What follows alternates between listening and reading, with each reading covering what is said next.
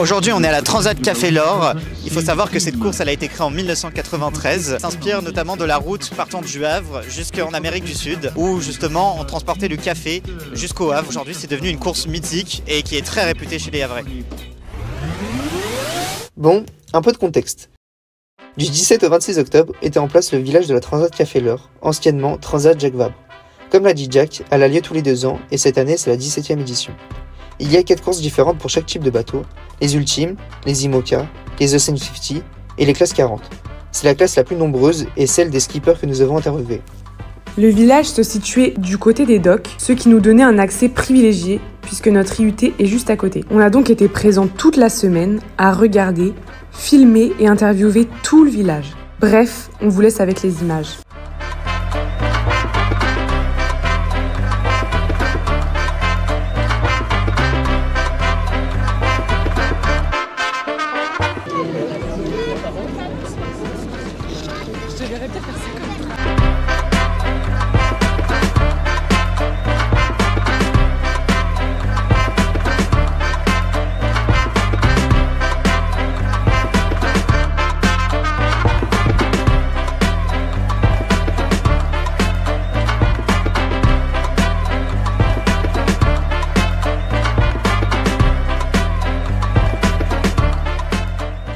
Au programme, 2 skippers se sont livrés à nous concernant la course de la Transat Café d'Or, Cédric Chateau et Timothée Paulet.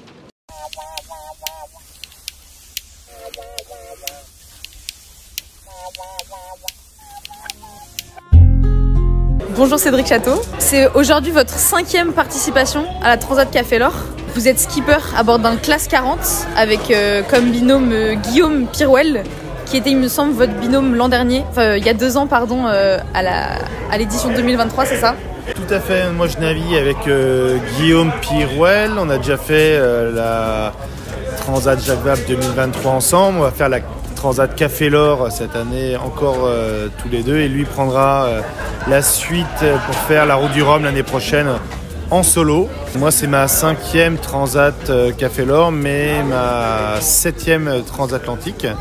Donc je suis très content d'en refaire une. J'ai hâte qu'on se confronte aux autres dans une semaine pour le départ de cette belle édition.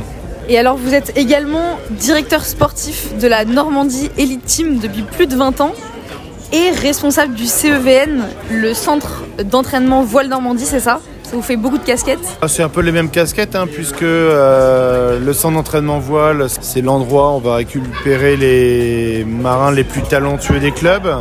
On a un certain nombre de groupes d'entraînement et notre job, ça va être essayer de les faire progresser le plus vite possible pour qu'ils aillent se battre contre les meilleurs nationaux, internationaux, puis après essayer d'aller chercher des résultats sur des championnats du monde, des championnats d'Europe.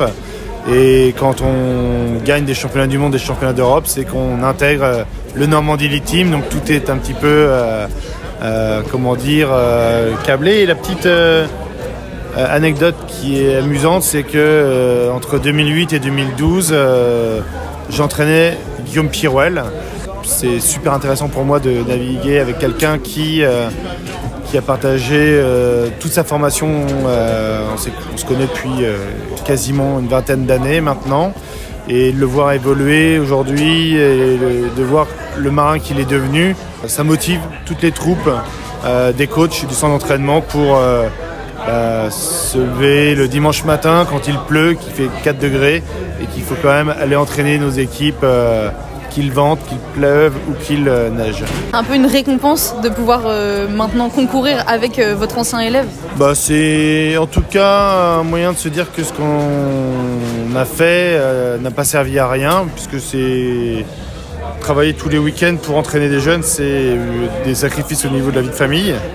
On embarque tous nos jeunes sur la plupart des vacances scolaires, donc il y a quand même un gros poids dans nos vies perso que de choisir ce métier-là, et effectivement de les voir après éclater sur le plan international, c'est super satisfaisant et puis ça nous permet de se dire que ce qu'on fait, c'est pas si inutile que ça.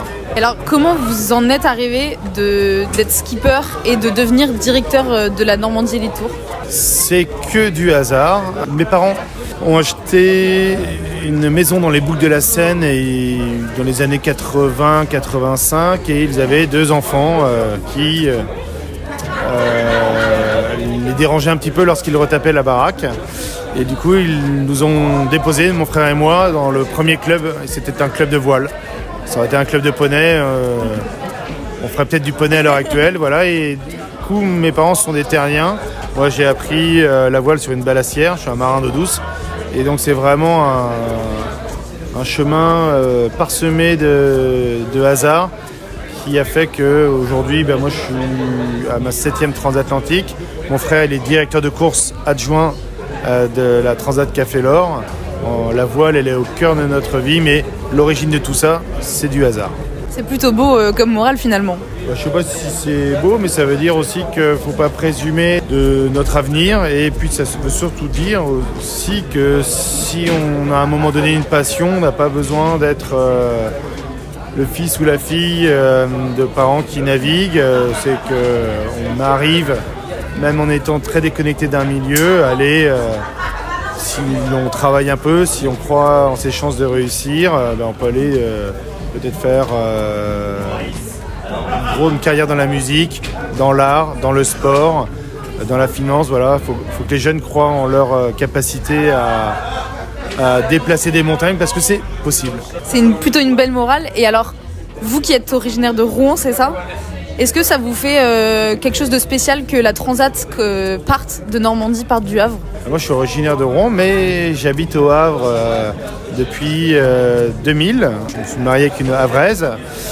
Et c'est sûr que la Transat Jacques Vabre, à l'époque, elle a bercé un peu notre imaginaire avant que je fasse de la voile. J'en entendais parler. Et puis quand je m'y suis mis vers 11 ans à la compétition, j'ai commencé à faire un peu plus de focus sur ce genre de course qui me paraissait vraiment inaccessible. À aucun moment donné, je me suis dit que j'allais y participer. Alors y participer 5 fois, jamais de chez jamais. Et donc ça veut vraiment dire que tout est possible. Et ça, c'est ce qu'il faut retenir, je pense. Et alors, quel est votre objectif pour cette 5e participation ? La classe 40 dans laquelle Guillaume et moi nous concourons sur notre bateau Cifrigo Sogestran, elle a ceci de particulier qu'elle est la classe la plus nombreuse. Il y a un plateau très relevé, il y a à peu près une dizaine de bateaux qui peuvent prétendre à la victoire. Nous en faisons partie. On est actuellement leader du classement de la classe 40 au niveau du championnat national. Il ne faut pas oublier que la Transat, c'est pas une course classique. On a plein d'embûches sur la route. C'est un sport mécanique. On va tout donner pour aller faire un joli résultat, un podium ou jouer la gagne. Mais on sait que nos concurrents sont des concurrents valeureux, qu'il peut se passer plein de choses. On va y aller avec un petit peu de modestie aussi, beaucoup d'ambition, mais en n'oubliant pas que ce n'est pas gagné. Et alors justement, avec votre binôme, comment ça se passe au niveau de l'organisation et de la préparation ? Et comment ça se passe en mer, en compétition ? Comment ça se passe quoi ? On essaye d'avoir des rôles complémentaires parce qu'on a des qualités, des compétences qui ne sont pas tout à fait identiques. Donc on essaye de faire en sorte d'utiliser au mieux nos qualités aux bons endroits. Donc, c'était l'objet du repas de ce midi, c'est de les redéfinir pour être bien sûr qu'on est dans une belle organisation. On a fait quelques ajustements qu'on va essayer de mettre en place sur cette Transat Café l'Or. Donc il y a beaucoup de partage, beaucoup d'échanges et puis des petites zones où on va essayer de mettre une personne plus en charge que l'autre sur un point précis plus que sur un autre. Vous êtes vraiment complémentaires du coup ? Voilà, on est, je pense, assez complémentaires et puis on a aussi l'avantage de se connaître depuis une petite vingtaine d'années, donc ça c'est un atout qui est assez fort. Et alors j'ai une dernière question pour vous. Comment vous voyez l'évolution de la voile en haut niveau en Normandie pour les prochaines années à venir ? Alors moi j'ai la chance d'être spectateur un petit peu de tout ça puisque j'étais il y a bien longtemps vacataire en 98 au centre d'entraînement avant d'être embauché en tant que coach en 2002. Donc j'ai vu l'évolution et c'est sûr qu'on est de plus en plus armé en Normandie pour accueillir les marins, les former. On arrive à envoyer nos jeunes vers la voile olympique depuis un bon nombre d'années, vers le duel depuis une dizaine d'années avec des excellents résultats. En course au large, on a un petit peu de mal encore à garder nos talents ici, puisqu'il y a des gros centres à Lorient, Concarneau, la Trinité pour la forêt. Mais l'ambition, en tout cas que je nourris, c'est que d'ici une dizaine d'années, nos talents normands ne partent plus vers l'Orient, mais restent en région pour s'entraîner ici, parce que je suis convaincu qu'on sait le faire et je suis convaincu qu'on a plus de chances d'embarquer des PME, des PMI vers la course au large. On est très connecté à Paris. On a plein d'atouts pour faire de notre territoire une terre d'accueil du sport de haut niveau dans tous les domaines de la voile. Eh bien, merci beaucoup. Vous partez donc dimanche prochain, le 26 octobre, pour la Transat. On vous souhaite bon courage. Toute l'équipe du New Usine vous souhaite bon courage et on sera là pour vous encourager au départ. Merci beaucoup. Merci beaucoup. Puis j'espère dans les prochaines années vous voir à l'arrivée.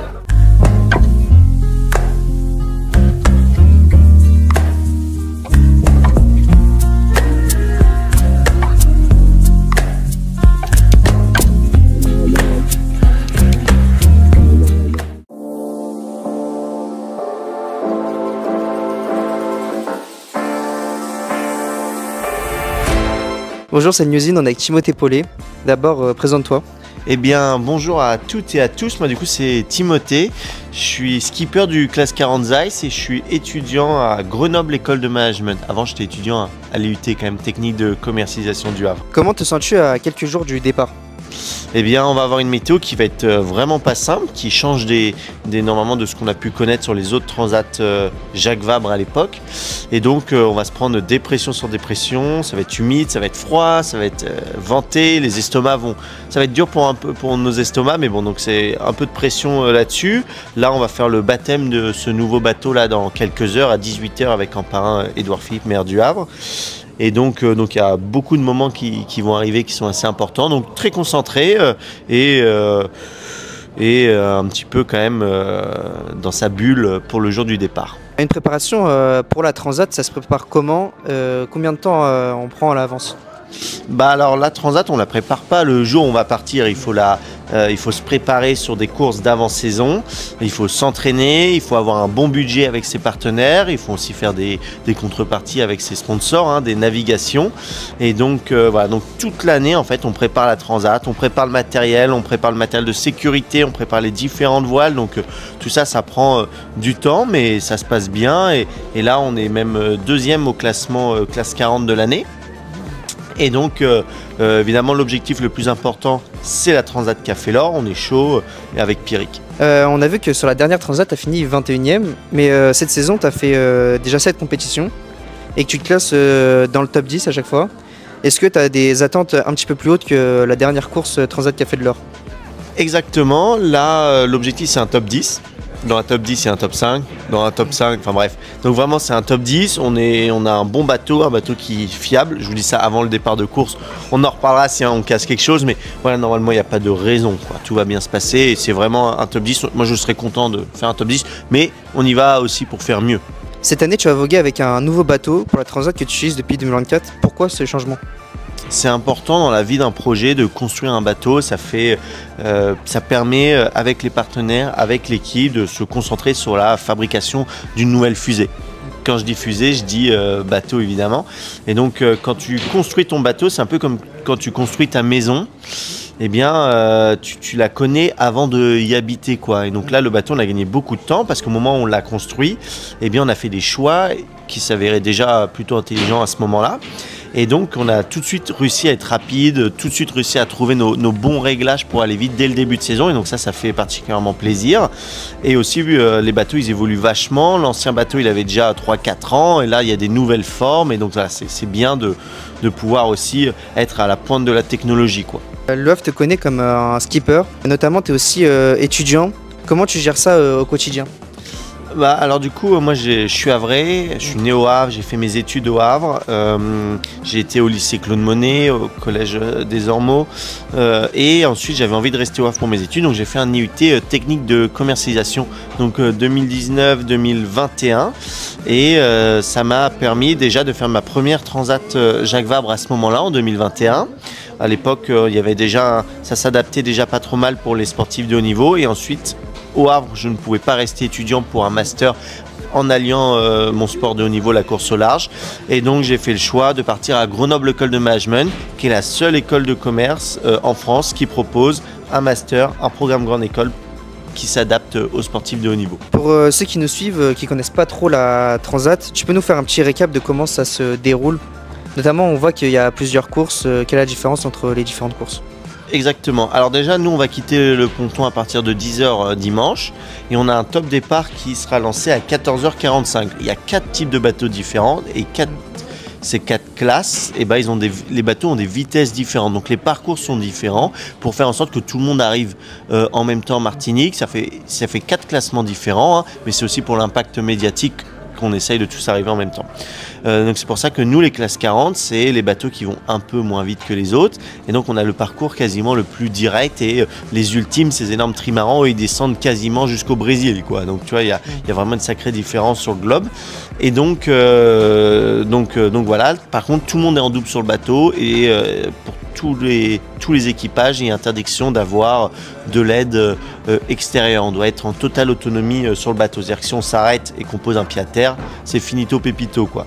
Donc voilà un petit peu la Transat qu'a fait là. On part du Havre, on arrive à Fort-de-France en Martinique. Sur la compétition, on voit que tu es avec Pierrick Touzé. À deux, vous faites la même chose ou vous faites des choses complètement différentes? Alors l'important c'est d'être complémentaire. Pierrick, c'est quelqu'un que je connais depuis très longtemps, qui vient de Cherbourg. Donc on est tous les deux normands, on a navigué souvent contre et souvent ensemble avant de faire de la course au large ensemble. 2023, je lui ai proposé déjà de faire la Transat et j'avais déjà dans cette idée-là de lui proposer aussi pour 2025 parce que je suis assez convaincu que pour être performant, il faut avoir une stratégie sur au moins le moyen terme. Donc c'est pour ça que Pierrick... je lui ai proposé, il a accepté et les résultats sont plutôt bons là à l'heure actuelle. Et ensuite, Pierrick est très axé sur la météo. Moi, je suis plus axé sur un peu plus peut-être les réglages de voile ou la barre.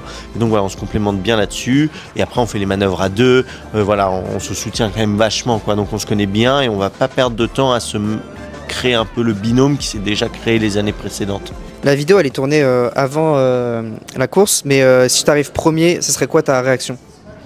Ah bah on va fêter ça, hein. On va certainement boire quelques bouteilles de champagne, enfin tu vois, on va faire la fête, c'est cool, ça serait génial de finir premier. Maintenant déjà l'objectif, la course au large c'est l'un des seuls sports où terminer la course c'est difficile. Là vu la météo qu'il va y avoir, franchement terminer ça va déjà être carrément costaud pour les classes 40. Maintenant, voilà, on n'est pas là pour sucrer les fraises, on est en compétition et on se concentre sur la course et si le résultat est bon, on se concentrera sur l'organisation de la fête. La Transat Café de l'Or, c'est chez toi, au Havre. Est-ce que ça a une saveur particulière comparée aux autres courses? C'est la plus incroyable des courses au large, je dis ça parce que je suis havrais, hein, c'est pas tout le monde n'a pas cette opinion-là, mais voilà, moi je suis hyper content de faire la Transat Café l'Or. Quand on fait la Transat Café l'Or, c'est déjà quelque chose d'assez costaud. Mais quand on fait la Transat Café l'Or en étant havrais, on a énormément de sollicitations, on rencontre énormément de monde. Et moi, ça, j'adore les gens, j'adore discuter avec eux. J'adore leur présenter le bateau. Et donc, c'est un grand plaisir. Alors, il faut juste faire attention à ne pas partir fatigué. Donc, cette année, on a bien travaillé là-dessus. Donc là, je suis vraiment en forme. Mais voilà, donc c'est, voilà, je la trouve génial. Et à chaque fois que j'arrive dans le bassin, j'ai des étoiles dans les yeux. Et à chaque fois que j'en pars, j'ai toujours beaucoup d'étoiles dans les yeux, donc c'est génial, que des bons souvenirs. Le Havre, c'est une ville portuaire, comme on la connaît, mais tout le monde ne connaît pas vraiment le monde de la voile. Comment tu ferais découvrir ce milieu à des jeunes qui s'y intéressent pas encore? Alors effectivement, le Havre, c'est un tissu économique maritime et industriel.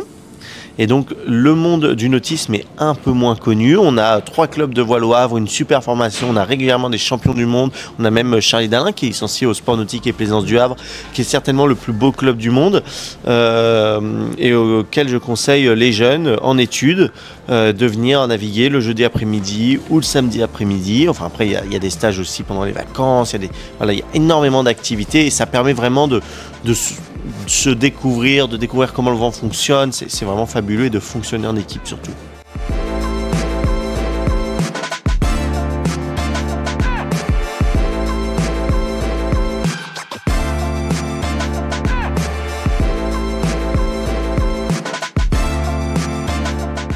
Si la Transat est si connue, ce n'est pas pour rien. Elle se présente comme la plus longue course transatlantique, avec plus de 2 semaines de navigation. Elle commence au Havre et se finit en Martinique. La particularité étant que chaque classe a un parcours légèrement différent, adapté à ses particularités. Les ultimes ont 6200 milles nautiques à parcourir, ce qui fait à peu près 11 500 km. C'est le parcours le plus grand, mais aussi le moins long, car les ultimes sont plus rapides que les autres. Les Ocean 50, quant à eux, parcourent 4600 milles nautiques, ce qui correspond à peu près à 8500 km. Ils descendent un peu moins loin que les ultimes. Les IMOCA, eux, descendent jusqu'aux Canaries, puis remontent directement vers la Martinique. Enfin, les classes 40 ont le moins de trajets avec seulement 3750 milles nautiques, ce qui fait exactement 6945 km. C'est pourtant eux qui mettent le plus longtemps, car leurs bateaux sont moins rapides. Donc cette Transat Café d'Or, c'est aussi l'occasion pour de nombreuses associations de se mettre en valeur. Donc on va essayer d'aller prendre quelques captations avec eux et de voir ce que ça donne. Bonjour, est-ce que vous pouvez présenter votre association et le rapport que vous avez à cette Transat Café d'Or? Oui, alors l'association Mécénat Chirurgie Cardiaque qui sauve des petits cœurs malades qui ne peuvent pas être pris en charge dans leur pays. Donc ils sont rapatriés en France. Ils sont accueillis dans des familles d'accueil pendant 2 à 3 mois, le temps de la chirurgie et de leur convalescence.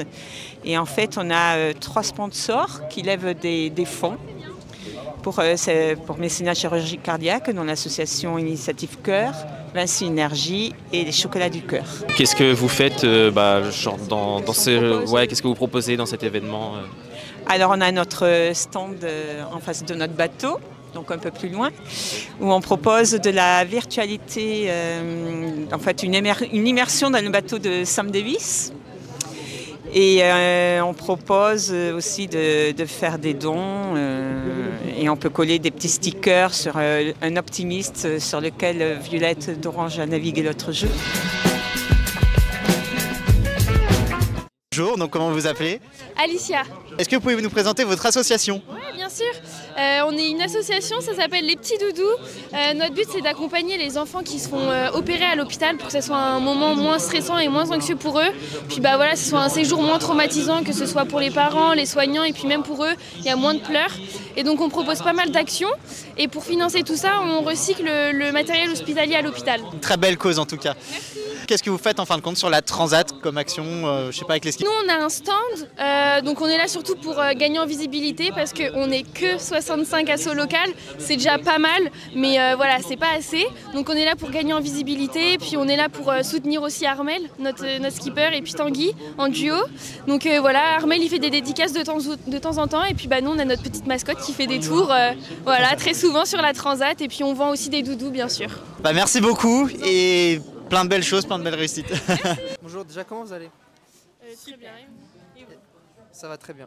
Est-ce que vous présentez votre association? Nous, on est l'association Mon Bonnet Rose, donc on est une asso qui aide les femmes atteintes de tout type de cancer et pas que du cancer du sein. On est basé au niveau local à Ronc, à côté de Lille, dans le nord de la France. On a une maison de soins de support où on accueille nos adhérentes pour faire du yoga, des soins, du sport adapté et plein de choses. Et on organise aussi des séjours post-cancer. On a des séjours yoga, vélo, randonnée, nutrition et séjours Compostelle aussi. Au niveau national, nous on a aussi une boutique en ligne où on vend des bonnets de chimiothérapie, des coussins cœur, des box bonnets beauté. Et on a plusieurs challenges. On a le challenge de marche connectée avec l'application Kipling en mai, qui dure 3 semaines, où les entreprises particuliers peuvent participer, faire le plus de pas pour récolter le plus de dons et aussi parler du cancer, pas qu'en octobre, parce que le cancer c'est pas que en octobre, ça arrive tous les jours. Et 3 semaines parce qu'on dit qu'il faut 21 jours pour prendre une bonne habitude. Et le sport, c'est beaucoup de récidives en moins au niveau du cancer du sein. Donc on priorise beaucoup le sport à l'assaut. Et on a aussi un challenge couture qui se passe en septembre où les entreprises récoltent des t-shirts, les cousent et ensuite les redistribuent dans les centres de soins pour faire des bonnets de chimiothérapie et les redistribuent dans les centres de soins. Voilà, gratuitement pour les femmes malades. Et c'est quoi votre lien avec la Transat Café de l'Or? Du coup, on a la chance d'être accompagné par Laurent Bourguès, qui est skipper et qui a décidé de prendre notre cause pour son bateau. Parce qu'il voulait quelque chose qui lui tienne à cœur, donc une cause qui lui tienne à cœur. Et en tout cas, le cancer du sein, c'était l'une des causes et il nous a choisis pour représenter le bateau. N'hésitez pas à aller leur donner de la force aussi sur les réseaux sociaux, etc.